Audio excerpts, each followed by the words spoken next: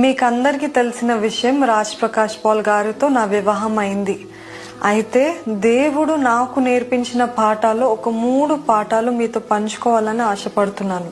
మొదటిగా, మీ వివాహం విషయమై దేవుని వాగ్దానం పొందుకోవాలి లేదా దేవుని చిత్తం తెలుసుకోవాలి.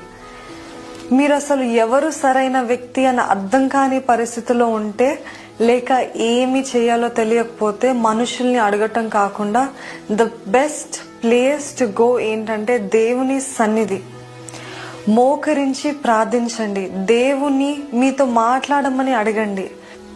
మీరనుకున్న కుటుంబము లేదా మిమ్మల్ని అడిగే కుటుంబము ఆయన చిత్తమేనా అని ఎట్లా అని అడగవచ్చు. అయితే అది బైబిల్ ద్వారా. వాక్యం సెలవిస్తుంది, హెబ్రీ 4:12 దేవుని వాక్యం సజీవమై బలము గలదై ఉన్నది అని.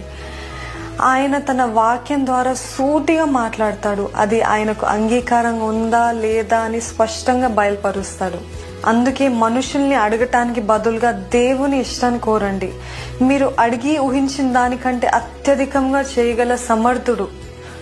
రెండవది ఏంటిదంటే ఫాస్టింగ్ అండ్ వెయిటింగ్, అంటే ఉపవాసంతో వేచి ఉండటం. మనము సిద్ధంగా లేకపోతే దేవుడు మనకి ఏమీ ఇవ్వలేడు. ఉపవాసం ద్వారా మనము, దేవా ఇదిగో నేను, నీ చిత్తమే నా పట్ల జరిగించమని చెప్పటమే. మీరు అడగట్లేదు కాబట్టి మీరు పొందుకోవట్లేదని యాకోబు 4:2 వాక్యం సెలవిస్తుంది. దేవుడు మీకు ప్రశస్తమైనది ఇవ్వాలని కోరుకుంటారు, కానీ కనీసం మీరు అడగకపోతే ఎలా పొందుకుంటారు? అడగండి, నొప్పి లేనిదే ఆశీర్వాదం లేదు. ఆయన్ని మీ ప్రతి జీవిత విషయం మధ్యలోకి ఆహ్వానించండి. వాక్యం సెలవిస్తుంది, నిరీక్షణ గలవారై సంతోషించుచు, శ్రమయందు ఓర్పు గలవారై ప్రార్థనయందు పట్టుదల కలిగి ఉండండి. చాలాసార్లు దేవుడు మనకు అడిగినవన్నీ వెంటనే ఇచ్చేయాలని ఆశపడతాం. ఒకవేళ ఆ విధంగా ఆయన ఇచ్చినా అది ఎంత విలువైనదో మనం ఎలా తెలుసుకుంటాము? అందుకనే దేవుడు మనకు వేచి ఉండటం నేర్పిస్తాడు.